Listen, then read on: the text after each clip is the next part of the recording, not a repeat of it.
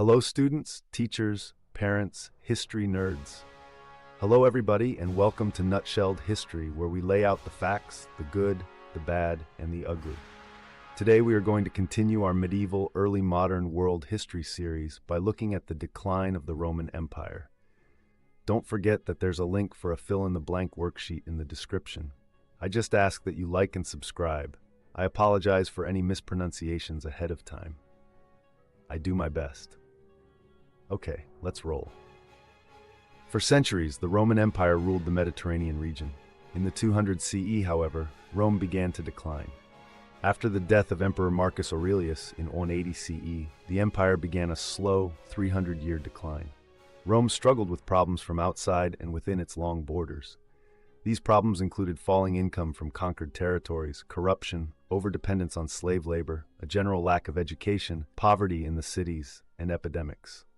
Starting in the late 100s, military commanders began to challenge emperors, hoping to become emperor themselves. While many earlier emperors had tried to win over the people and the Senate, later emperors focused more on winning the support of their soldiers. During the imperial crisis, 235 to 284, Rome was torn apart by civil wars. It suffered economic problems, battled foreign invaders, and even split into pieces. Emperors raised taxes to support the expense of constant war. War also led to higher inflation or rising prices. War also caused a drop in trade and more difficult communication and travel. In addition, the emperor's focus on struggling for power led to weaker border protection. Invaders from Germany in the north and Persia in the east became more and more successful in their raids. When Diocletian became emperor in 284, he tried to address Rome's problems. He sent troops to restore peace to frontier regions. Then he split the empire into two parts, the Eastern and Western Roman empires. After Diocletian's death, Constantine, a military officer, became ruler. In 330, he began work on a new capital on the site of an old Greek city called Byzantium, in present-day Turkey. After his death, the city was called Constantinople.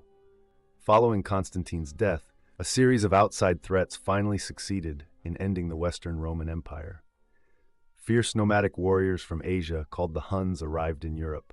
A Hun attack on Rome was defeated, but the Huns also terrorized Germanic tribes.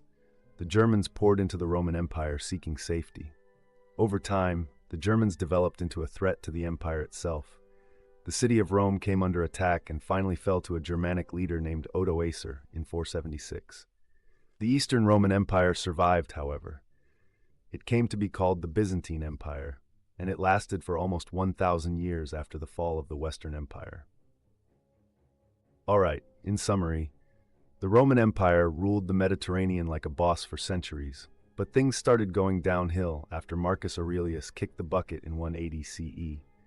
The empire was like a leaky ship, struggling with corruption, over-reliance on slave labor, and some serious border security issues. While earlier emperors tried to charm the people in the Senate, the later ones were more like, nah, let's just keep the soldiers happy. Cue the imperial crisis. Rome turned into a hot mess of civil wars, foreign invaders, and economic disasters. Diocletian came along and tried to slap a band-aid on the situation by splitting the empire in two, and Constantine thought, hey, let's build a new capital. Enter Constantinople.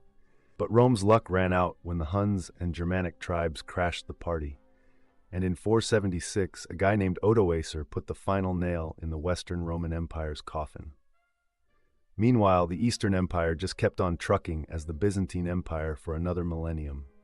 There you have it, folks. That is the decline of the Roman Empire, nutshelled. Thanks for stopping by Nutshelled History. I definitely do not want my likes and subscribes to decline, so go ahead and increase them for me. What do you think was the biggest factor in the decline of the Roman Empire?